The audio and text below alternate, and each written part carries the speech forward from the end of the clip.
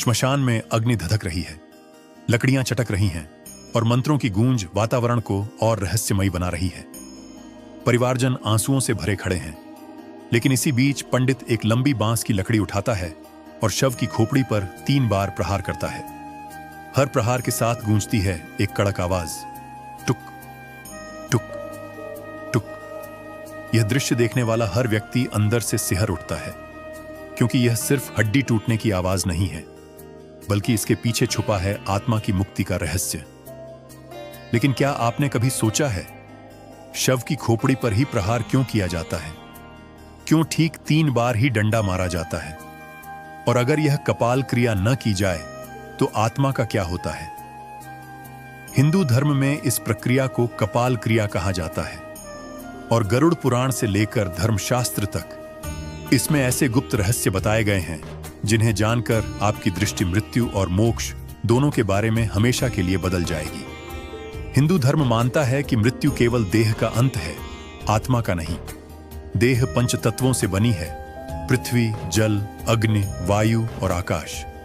मृत्यु के बाद देह इन्हीं 5 तत्वों में विलीन हो जाती है, लेकिन आत्मा अमर रहती है और आगे की यात्रा पर निकल जाती है। अंतिम संस्कार का उद्देश्य केवल शरीर को अग्नि को सौंपना नहीं है, बल्कि आत्मा को बंधनों से मुक्त करना है।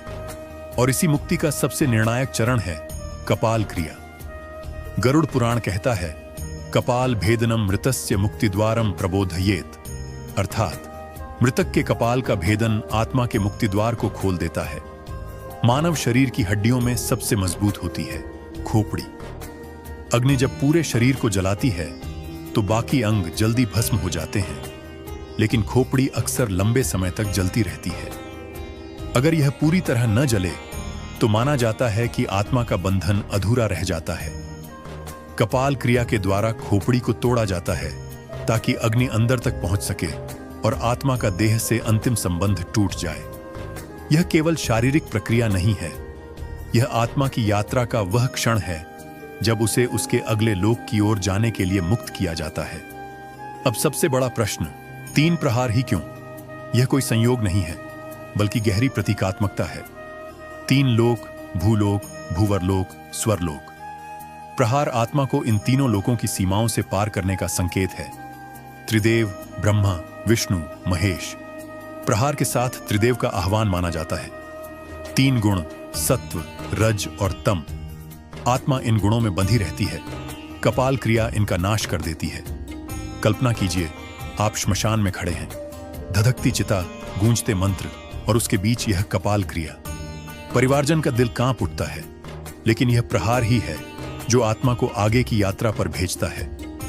यह परंपरा केवल रीति रिवाज नहीं है, बल्कि अंतिम विदाई का वह क्षण है जब परिवार आत्मा से कहता है, अब तुम मुक्त हो, अब तुम्हें कोई बंधन नहीं रोक सकता।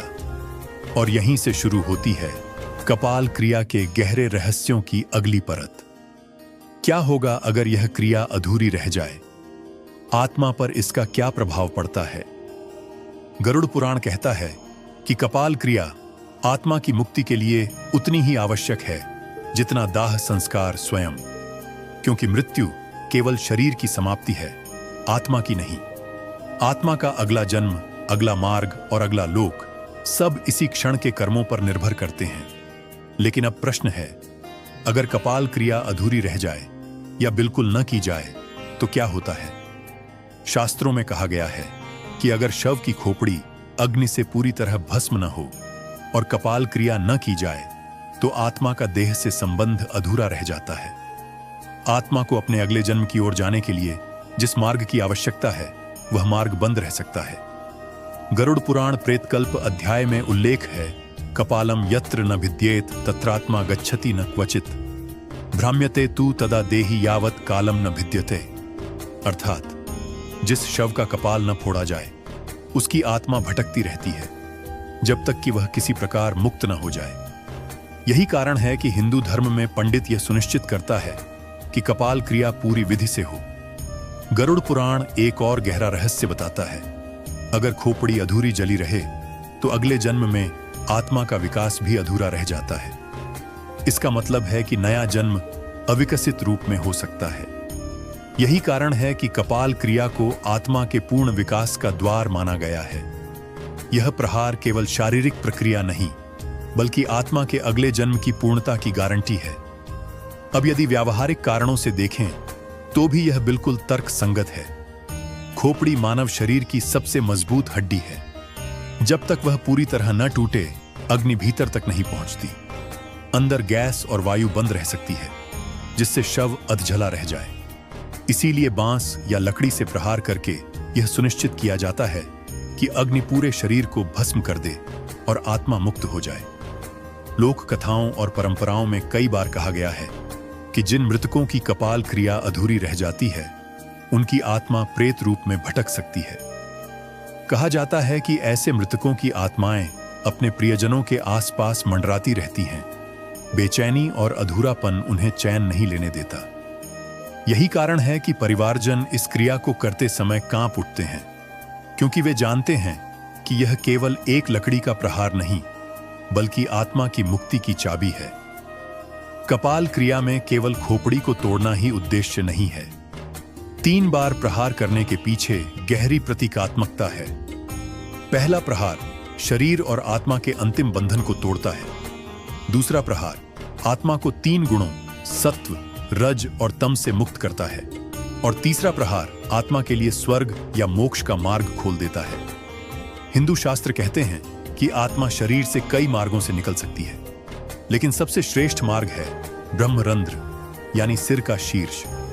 यहीं स्थित है सहस्रार चक्र। इसे मोक्ष द्वार भी कहा जाता है।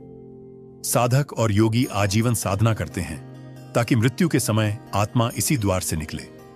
यदि आत्मा अन्य मार्गों से निकले तो उसे पुनर्जन्म के चक्र में पड़ना पड़ता है, लेकिन यदि आत्मा सहस्रार चक्र से निकले तो उसे ऊंचे लोक या मोक्ष प्राप्त होता है। कपाल क्रिया का उद्देश्य है सुनिश्चित करना कि आत्मा सहस्रार चक्र से ही निकले और ऊंचाई की ओर जाए। लोक मान्यता यह भी कहती है कि अगर कपाल क्रिया न की जाए तो तांत्रिक शक्तियां मृतक के कपाल का दुरुपयोग कर सकती हैं। यह धारणा भले ही आधुनिक समय में अविश्वसनीय लगे, लेकिन प्राचीन भारत में इसे अत्यंत गंभीरता से माना जाता था। इसीलिए कपाल क्रिया को मृतक की आत्मा की सुरक्षा का संस्कार भी कहा गया है। इसलिए मित्रों, कपाल क्रिया केवल एक परंपरा नहीं है, यह आत्मा की मुक्ति का द्वार है। यह अगले जन्म की पूर्णता का आधार है। यह अधूरी आत्माओं को भटकने से रोकने की गारंटी है। और यही कारण है कि हिंदू धर्म में अंतिम संस्कार के समय इस प्रक्रिया को सबसे अनिवार्य माना गया है। अब प्रश्न यह है, 3 संख्या का इतना महत्व क्यों है? 3 लोक, त्रिदेव और 3 गुणों का रहस्य आखिर क्या है? यहीं से खुलती है कपाल क्रिया के आध्यात्मिक आयामों की अगली परत। 3 प्रहार। यह केवल खोपड़ी पर की गई एक साधारण चोट नहीं है, यह ब्रह्मांडीय रहस्य का प्रतीक है। हर प्रहार आत्मा को एक बंधन से मुक्त करता है और हर आवाज श्मशान में गूंजते हुए यह घोषणा करती है कि अब आत्मा अगली यात्रा के लिए स्वतंत्र है। हिंदू शास्त्रों में ब्रह्मांड को 3 लोकों में विभाजित किया गया है। भूलोक, जहां हम रहते हैं, भूवरलोक, जहां सूक्ष्म शक्तियां और अदृश्य आत्माएं विचरण करती हैं, और स्वरलोक, जहां देवताओं का वास है। कपाल क्रिया के 3 प्रहार इन तीनों लोकों का प्रतीक है। माना जाता है कि आत्मा को इन तीनों लोकों की सीमाओं से पार करना होता है। जब खोपड़ी पर प्रहार किया जाता है तो यह आत्मा के लिए मार्ग खोलने का संकेत है कि अब वह किसी एक लोक में बंधकर न रह जाए, बल्कि आगे की यात्रा कर सके। हिंदू धर्म में ब्रह्मांड की संपूर्ण व्यवस्था 3 देवों पर आधारित है। ब्रह्मा सृष्टि के रचयिता, विष्णु पालनकर्ता, महेश या शिव संहारकर्ता। जब शव की खोपड़ी पर 3 बार प्रहार किया जाता है तो यह इन त्रिदेवों का आह्वान माना जाता है। पहला प्रहार आत्मा को सृष्टि के बंधन से मुक्त करता है। दूसरा प्रहार उसे पालन के चक्र से बाहर लाता है। और तीसरा प्रहार उसे संहार यानी देह के पूर्ण अंत की ओर ले जाता है। इस प्रकार आत्मा को त्रिदेव की ऊर्जा का संरक्षण मिलता है और वह सुरक्षित रूप से अपनी अगली यात्रा पर निकल पड़ती है। भगवद गीता 14वें अध्याय में बताती है कि इस संसार में हर आत्मा 3 गुणों में बंधी है। सत्वगुण शांति, ज्ञान और संतुलन, रजोगुण इच्छा, कर्म और महत्वाकांक्षा, और तमोगुण अज्ञान, आलस्य और मोह। ये तीनों गुण आत्मा को जन्म और मृत्यु के चक्र में बांधे रखते हैं। कपाल क्रिया के 3 प्रहार प्रतीक हैं इन तीनों गुणों को तोड़ने का।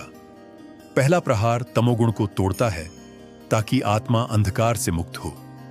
दूसरा प्रहार रजोगुण को तोड़ता है ताकि आत्मा इच्छाओं और बंधनों से मुक्त हो। तीसरा प्रहार सत्वगुण को भी पार कराता है ताकि आत्मा मोक्ष की ओर बढ़ सके। यही कारण है कि 3 संख्या को सबसे पवित्र माना गया है। योग शास्त्र और उपनिषद कहते हैं कि मानव शरीर में 7 मुख्य चक्र होते हैं। इनमें सबसे ऊंचा है सहस्रार चक्र, जो सिर के शीर्ष पर स्थित है। यही ब्रह्मरंध्र है, जिसे आत्मा का द्वार कहा जाता है। साधक और योगी आजीवन साधना करते हैं ताकि मृत्यु के समय आत्मा इसी द्वार से निकले। यदि आत्मा अन्य मार्गों जैसे नाभि, हृदय या पैरों से निकले तो उसे पुनर्जन्म के चक्र में पड़ना पड़ता है। लेकिन यदि आत्मा सहस्रार चक्र से निकले तो उसे ऊंचे लोक या मोक्ष प्राप्त होता है। कपाल क्रिया इसी ब्रह्मरंध्र को खोलने का संस्कार है। जब खोपड़ी पर प्रहार किया जाता है तो यह आत्मा को संकेत देता है कि उसका मार्ग खुल चुका है। कपाल क्रिया का प्रत्येक प्रहार एक संदेश है। पहला प्रहार, अब तुम्हारा शरीर समाप्त हो चुका है। दूसरा प्रहार, अब तुम्हारे गुण और कर्म टूट चुके हैं। तीसरा प्रहार, अब तुम्हारे लिए मोक्ष का द्वार खुल चुका है। भारत के कई क्षेत्रों में लोक कथाएं प्रचलित हैं कि यदि कपाल क्रिया न हो तो आत्मा अधूरी रह जाती है। कहा जाता है कि ऐसे मृतक की आत्मा परिवार के इर्द गिर्द मंडराती रहती है, कभी सपनों में आती है, कभी घर में हलचल पैदा करती है, क्योंकि उसका मार्ग अधूरा है। इसीलिए पंडित और परिवारजन पूरी श्रद्धा से यह क्रिया करते हैं। उनके लिए यह केवल रस्म नहीं है, बल्कि प्रियजन को अंतिम बार मुक्ति दिलाने का वचन है। गरुड़ पुराण, स्वाद चंद्रिका और धर्म सिंधु जैसे ग्रंथों में कपाल क्रिया का विस्तार से उल्लेख है। इन ग्रंथों में कहा गया है कि कपाल में ब्रह्म का वास है, यही आत्मा का मुक्ति द्वार है, और यही कारण है कि खोपड़ी को तोड़ना आत्मा के लिए आवश्यक है। तो मित्रों, अब तक आप समझ चुके हैं कि कपाल क्रिया में 3 बार प्रहार केवल परंपरा नहीं है। यह आत्मा को 3 लोकों से मुक्त करता है। यह त्रिदेव का आह्वान करता है। यह आत्मा को 3 गुणों से आजाद करता है, और यह सहस्रार चक्र का द्वार खोलता है। इसलिए इसे आत्मा की मुक्ति का सबसे गूढ़ संस्कार कहा गया है। लेकिन अब सवाल उठता है, अगर यह क्रिया इतनी पवित्र है तो क्या इसके अधूरे रह जाने से आत्मा भटक सकती है? क्या तांत्रिक शक्तियां ऐसे कपाल का दुरुपयोग कर सकती हैं? यहीं से शुरू होता है कपाल क्रिया के रहस्य का और भी भयावह अध्याय। कपाल क्रिया केवल आत्मा की मुक्ति का संस्कार नहीं है, बल्कि यह आत्मा की सुरक्षा का संस्कार भी है। शास्त्रों में कहा गया है कि यदि यह क्रिया अधूरी रह जाए तो आत्मा भटक सकती है, और अगर यह बिल्कुल न की जाए तो आत्मा दुष्ट शक्तियों का शिकार भी बन सकती है। भारत के अनेक क्षेत्रों में लोक कथाएं प्रचलित हैं कि जिन शवों की कपाल क्रिया अधूरी रह गई, उनकी आत्माएं वर्षों तक भटकती रहीं। कभी वे परिवार के सदस्यों के सपनों में आकर पानी या अन्न मांगती, कभी घर में अजीब घटनाएं होती, दीपक अपने आप बुझ जाना, बर्तन खनकना या अचानक ठंडी हवा का बहना। माना जाता है कि ये सब संकेत होते हैं उस आत्मा के जो अधूरी मुक्ति के कारण बेचैन होकर इधर उधर भटक रही होती है। गरुड़ पुराण भी चेतावनी देता है, अकपालितम शवम तिष्ठेत आत्मा तस्य विमुच्यते न, अर्थात जिस शव की कपाल क्रिया न हो उसकी आत्मा कभी भी मुक्त नहीं हो पाती। लोक मान्यताओं में यह भी विश्वास किया जाता है कि अधूरी कपाल आत्मा को खतरे में डाल सकती है। कुछ तांत्रिक शक्तियां शव के कपाल का उपयोग अपनी सिद्धियों और प्रयोगों के लिए करती हैं। स्वाद चंद्रिका नामक ग्रंथ में उल्लेख है कि मस्तिष्क में ब्रह्म का वास माना गया है। अगर शव की खोपड़ी अधूरी रह जाए तो उसकी शक्ति अधूरी रह सकती है, और यही शक्ति तांत्रिकों के हाथों में पड़ सकती है। इसी कारण प्राचीन काल में पंडित यह सुनिश्चित करते थे कि कपाल क्रिया पूरी विधि विधान से हो। यह न केवल आत्मा की मुक्ति के लिए बल्कि उसकी सुरक्षा के लिए भी आवश्यक थी। लोक कथाएं बताती हैं कि एक गांव में एक व्यक्ति की मृत्यु हुई। परिवार ने जल्दबाजी में उसका दाह संस्कार कर दिया, लेकिन कपाल क्रिया नहीं की।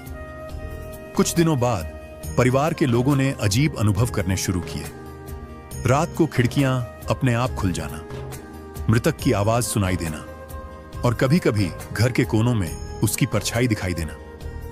जब पंडित को बुलाया गया तो उसने कहा, यह आत्मा अधूरी रह गई है, इसे कपाल क्रिया चाहिए। परिवार ने फिर से श्मशान जाकर विधि विधान से कपाल क्रिया करवाई, तभी जाकर शांति हुई। यह कथा केवल एक कहानी नहीं है, बल्कि इस विश्वास की प्रतीक है कि कपाल क्रिया अधूरी रह जाने पर आत्मा भटक सकती है। मान्यता है कि खोपड़ी में सहस्रार चक्र होता है, जो आत्मा का द्वार है।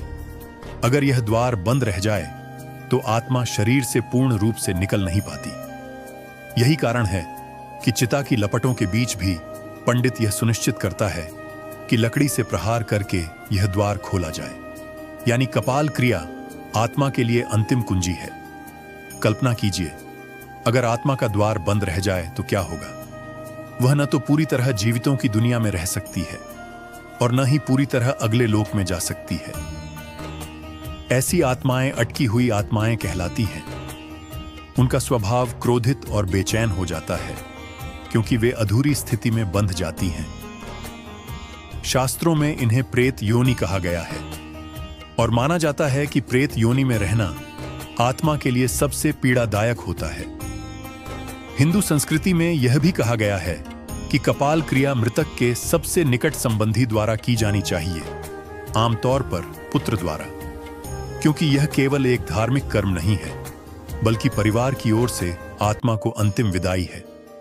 जब पुत्र लकड़ी से 3 बार प्रहार करता है तो यह उसका संदेश होता है, पितृ, अब आप बंधनों से मुक्त हैं, अब आपकी आत्मा आगे बढ़ सकती है। यही कारण है कि इस संस्कार को परिवार की सबसे बड़ी जिम्मेदारी कहा गया है। आधुनिक दृष्टि से देखें तो भी यह क्रिया तार्किक है। खोपड़ी सबसे कठोर हड्डी है। अगर यह अधूरी जले तो गैस और दबाव अंदर बंद रह सकते हैं। प्रहार करने से यह दबाव निकल जाता है और शव पूरी तरह जल जाता है। यानी विज्ञान भी यही कहता है कि कपाल क्रिया न केवल धार्मिक बल्कि व्यावहारिक दृष्टि से भी आवश्यक है। इसलिए मित्रों, कपाल क्रिया केवल एक रस्म नहीं है, यह आत्मा की मुक्ति का मार्ग है। यह प्रेत योनि से बचाने का उपाय है। यह तांत्रिक शक्तियों से सुरक्षा का कवच है और यह परिवार की सबसे बड़ी जिम्मेदारी है। लेकिन अब एक और बड़ा प्रश्न उठता है, कपाल क्रिया को शास्त्रों में इतना महत्व क्यों दिया गया और क्यों कहा गया कि यह आत्मा को मोक्ष तक ले जाने का द्वार है?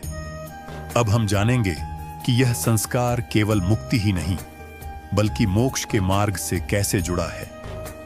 हमने अब तक देखा कि कपाल क्रिया आत्मा की मुक्ति, उसकी सुरक्षा और तांत्रिक शक्तियों से बचाव का संस्कार है। लेकिन शास्त्र यहां रुकते नहीं। वे कहते हैं कि यह केवल मुक्ति तक सीमित नहीं बल्कि आत्मा को मोक्ष की ओर ले जाने का द्वार भी है। हिंदू धर्म में कहा गया है कि आत्मा के लिए सर्वोच्च लक्ष्य है मोक्ष। मोक्ष का अर्थ है जन्म मरण के अनंत चक्र से मुक्ति।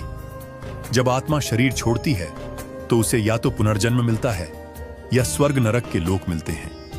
लेकिन यदि आत्मा कपाल क्रिया के माध्यम से सहस्रार चक्र से बाहर निकलती है तो उसके लिए मोक्ष का मार्ग खुल जाता है। यही कारण है कि धर्मशास्त्रों में कपाल क्रिया को इतना पवित्र माना गया है। गरुड़ पुराण के अनुसार मृत्यु के बाद आत्मा 13 दिन तक पृथ्वी लोक के आसपास रहती है। इस दौरान परिवार द्वारा किए गए सभी संस्कार, पिंडदान, तर्पण और विशेषकर कपाल क्रिया आत्मा को आगे बढ़ने की शक्ति देते हैं। यदि कपाल क्रिया पूरी श्रद्धा से की जाए तो आत्मा अपने देह और इच्छाओं से मुक्त होकर नए लोक की ओर बढ़ जाती है। यह वह क्षण होता है जब आत्मा के लिए पुनर्जन्म का बंधन हल्का हो जाता है और मोक्ष की संभावना बढ़ जाती है। अब आप समझ सकते हैं कि 3 बार प्रहार केवल मुक्ति ही नहीं बल्कि मोक्ष का संकेत भी है। पहला प्रहार आत्मा को भौतिक देह से मुक्त करता है। दूसरा प्रहार आत्मा को गुण और बंधनों से मुक्त करता है, और तीसरा प्रहार आत्मा को मोक्ष के मार्ग पर आगे बढ़ाता है। यही कारण है कि इस प्रक्रिया को मोक्ष द्वार खोलने का संस्कार कहा गया है। कपाल क्रिया केवल मृतक की आत्मा के लिए ही नहीं, बल्कि जीवित परिवार के लिए भी एक संदेश है। जब पुत्र या निकट संबंधी यह प्रहार करता है, तो यह उसकी ओर से आत्मा को अंतिम विदाई है। यह एक भावनात्मक घोषणा है, अब हम आपको जाने दे रहे हैं, अब आप मुक्त हैं, अब आपकी आत्मा नई यात्रा शुरू कर सकती है। यह क्षण इतना गहरा होता है कि परिवारजन रोते हुए भी यह संस्कार करते हैं, क्योंकि वे जानते हैं कि यह प्रियजन के लिए सबसे बड़ी सहायता है। आज के युग में लोग पूछते हैं, क्या यह सब केवल परंपरा है? लेकिन जब हम देखते हैं कि खोपड़ी वास्तव में सबसे मजबूत हड्डी है और प्रहार से उसका अंदरूनी दबाव टूटकर शरीर पूरी तरह जलता है, तो हमें समझ आता है कि यह केवल धार्मिक प्रक्रिया नहीं, बल्कि वैज्ञानिक दृष्टि से भी आवश्यक है। और जब इसे शास्त्रीय दृष्टि से देखते हैं, तो यह आत्मा की यात्रा का द्वार खोलती है। यानी कपाल क्रिया धर्म, आध्यात्म और विज्ञान तीनों का संगम है। तो मित्रों, कपाल क्रिया एक साधारण रस्म नहीं है। यह आत्मा को भटकने से बचाती है, यह तांत्रिक शक्तियों से रक्षा करती है, यह आत्मा को पुनर्जन्म के बंधनों से मुक्त करती है, और सबसे महत्वपूर्ण, यह आत्मा को मोक्ष के मार्ग पर ले जाती है। इसीलिए इसे हिंदू धर्म के अंतिम संस्कार का सबसे अनिवार्य और पवित्र संस्कार माना गया है। तो मित्रों, अब आप समझ गए होंगे कि श्मशान में चिता जलते समय शव के सिर पर 3 बार डंडा क्यों मारा जाता है। यह केवल हड्डी तोड़ने की क्रिया नहीं है, बल्कि आत्मा को मुक्ति और मोक्ष देने का गुप्त द्वार है। अब प्रश्न आपसे है, क्या आपको लगता है कि मृत्यु के बाद आत्मा सचमुच इन संस्कारों से मुक्त होती है, या यह केवल विश्वास की शक्ति है? हमें नीचे कमेंट में जरूर बताइए।